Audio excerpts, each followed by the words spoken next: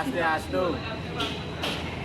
Baik, perkenalkan kami dari kelompok 1 akan mempresentasikan tentang teori perilaku konsumen. Sebelum kami masuk ke materi, ada baiknya kami memperkenalkan diri terlebih dahulu. Perkenalkan, nama saya Cukartesi Agung Padulini Maharani dengan NIM 2110323. Perkenalkan, nama saya Ika Saputra dengan NIM 2110339. Perkenalkan, nama saya Siti Aminarti NIM 2110337. Perkenalkan, nama saya Eka Dedodi Saputra, NIM 211035151. Perkenalkan, nama saya Gede Agung Chandra Widaya, NIM 211031117. Baik, kami akan langsung masuk ke materi pertama. Baik, sebelum masuk ke materi, ada baiknya saya juga menerangkan pendahuluan, latar belakang, rumusan masalah, kemudian tujuan dari pembuatan video ini. Yang pertama itu latar belakang. Dalam kehidupan sehari-hari kita sering melakukan transaksi jual beli suatu barang atau produk, baik itu secara langsung yaitu dengan cara mengunjungi perusahaan atau pasar, atau secara tidak langsung sebagai contoh adalah pedagang online. Kemudian banyak sekali yang beranggapan bahwa membeli dengan media online lebih efisien dan mudah, tetapi kita juga tidak bisa melihat produk atau barang secara langsung. Kemudian di sini ada rumusan masalah. Ada beberapa poin yang saya kutip dengan rumusan masalah. Yang pertama itu pengertian perilaku konsumen. Kemudian yang kedua itu pentingnya perilaku konsumen. Ketiga, faktor-faktor yang mempengaruhi perilaku konsumen. Dan juga keempat, keputusan pembelian. Nah, yang terakhir itu pengaruh perilaku konsumen terhadap keputusan pembelian. Kemudian di sini juga saya merangkum tujuan dari adanya pembuatan video ini. Yang bisa saya sampaikan yaitu dari rumusan masalah yang muncul yang tadi saya jelaskan, yaitu dapat diketahui bahwa tujuan penulisan makalah ini adalah para pembaca akan mengetahui tentang perilaku konsumen, memahami pengertian dari perilaku konsumen, memahami faktor-faktor sikap konsumen. Karena sebelum kita mempelajari apa itu yang dimaksud dengan sikap konsumen, kita harus memahami dulu apa pengertian dari perilaku konsumen. Dan juga dengan membaca makalah saya ini, pembaca juga dapat memahami apa yang dimaksud dengan perilaku konsumen. Kemudian kita langsung saja masuk ke materi pembahasan yang pertama, yaitu pengertian perilaku konsumen. Nah, apa sih itu pengertian perilaku konsumen? Perilaku konsumen merupakan proses yang akan dilalui oleh seseorang dalam melakukan kegiatan seperti mencari, membeli, mengevaluasi untuk dikonsumsi, memenuhi kebutuhannya. Konsumen dapat diartikan sebagai seorang individu atau organisasi yang memiliki peran berbeda, seperti contoh berperan sebagai influencer, payer, dan juga user. Kemudian memahami sikap dan perilaku konsumen bukanlah pekerjaan yang mudah, tetapi cukup sulit dan kompleks. Hal ini disebabkan oleh banyaknya variabel-variabel mempengaruhi, dan variabel-variabel tersebut cenderung saling berinteraksi. Apabila hal tersebut dapat dilakukan, maka suatu perusahaan penghasil barang maupun jasa akan dapat meraih keuntungan yang jauh lebih besar daripada perusahaan pesaingannya. Karena dengan memahami perilaku konsumen, maka perusahaan tersebut dapat memberikan kepuasan secara lebih kepada konsumennya. Kemudian masuk ke materi pembahasan kedua. Materi pembahasan kedua itu tentang pentingnya perilaku konsumen. Nah, yang pertama itu perilaku konsumen penting dalam kehidupan sehari-hari. Nah, apa sih itu perilaku konsumen yang penting dalam kehidupan sehari-hari?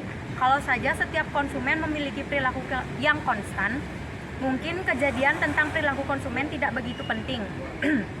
Tetapi mengingat konsumen selalu berinteraksi dengan lingkungan, maka secara otomatis perilaku itu akan berubah-ubah bahkan dalam hitungan hari.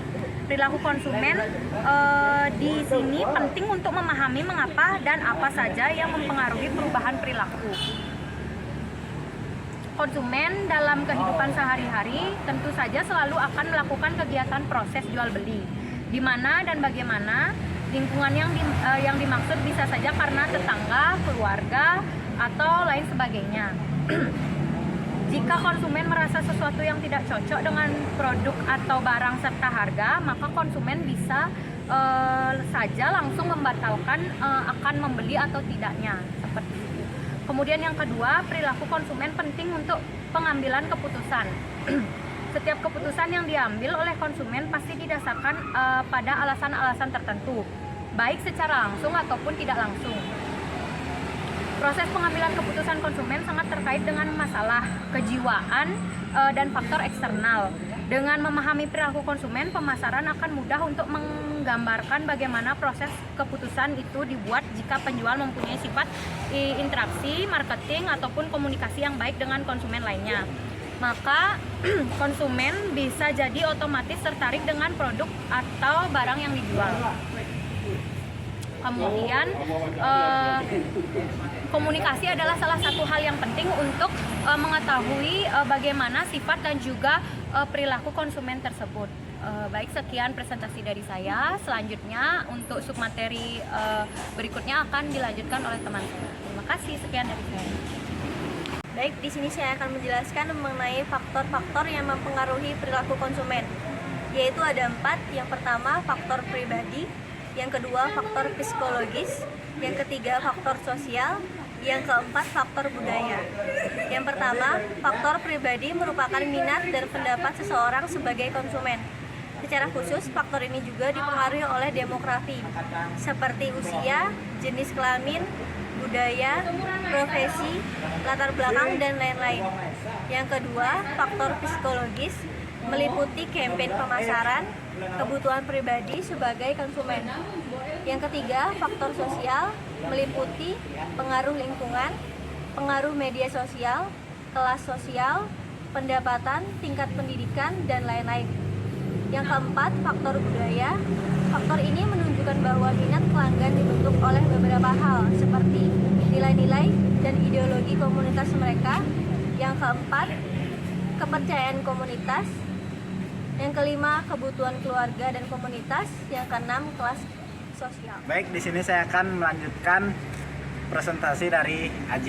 Di sini saya akan menjelaskan pengertian perilaku konsumen.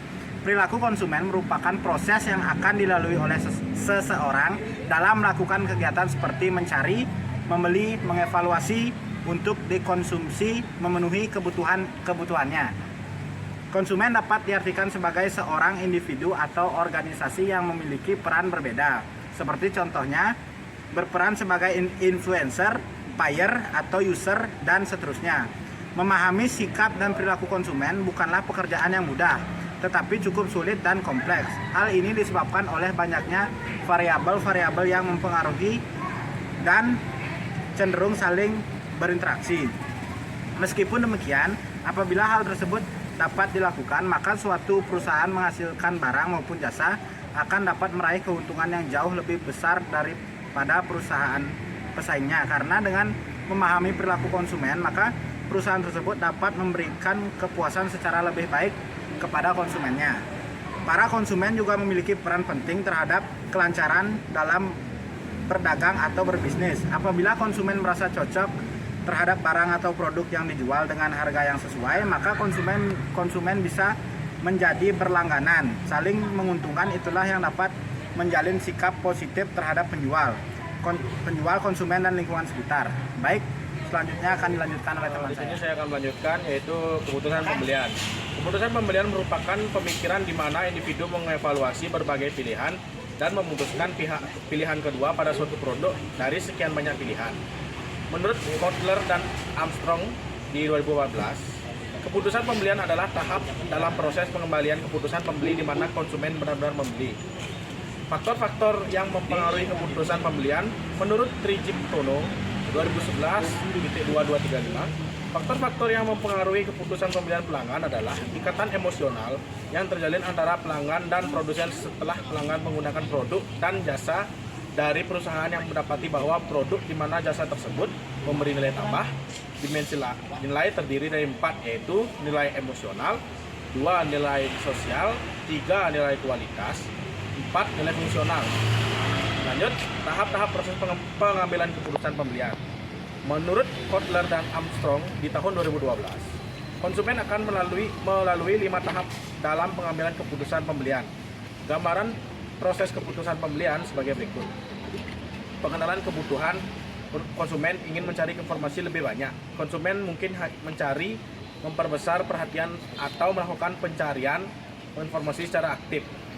Jenis-jenis perilaku keputusan pembelian. Pengambilan keputusan konsumen beraneka ragam.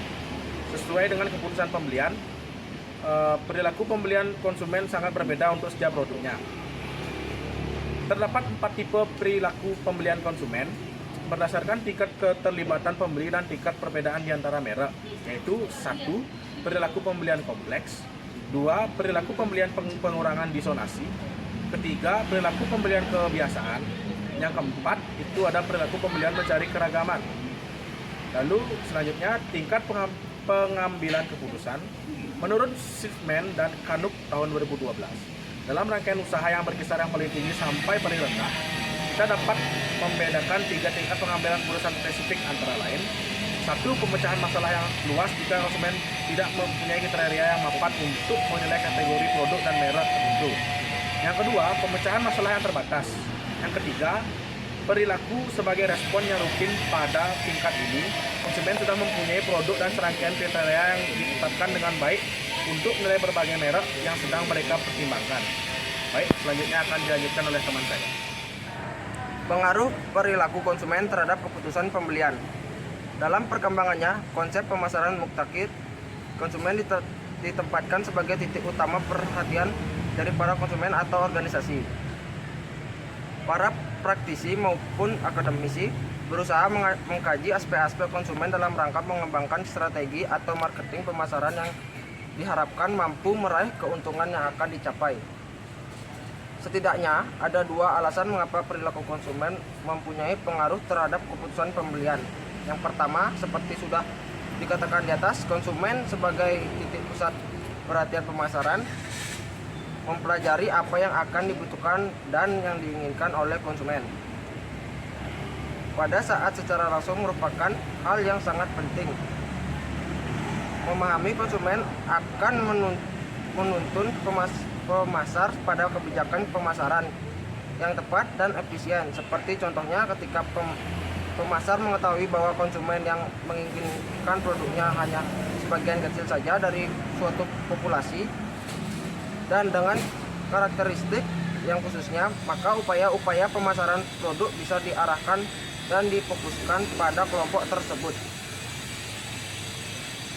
Untuk mengetahui keinginan dan kebutuhan konsumen secara individu seperti kelompok referensi, keluarga, persepsi, motivasi, belajar perlu dianalisis untuk mengetahui faktor mana saja yang dapat mempengaruhi konsumen untuk membeli suatu produk.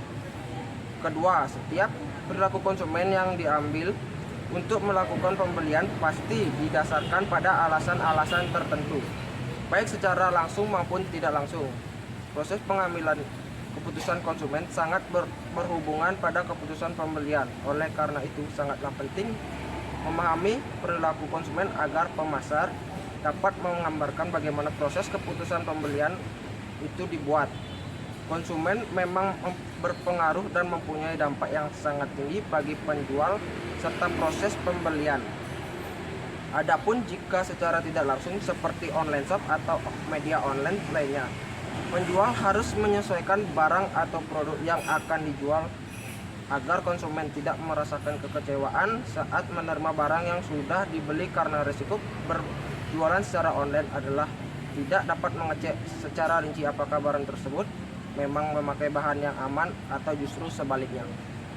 Baik, sekian presentasi dari kami.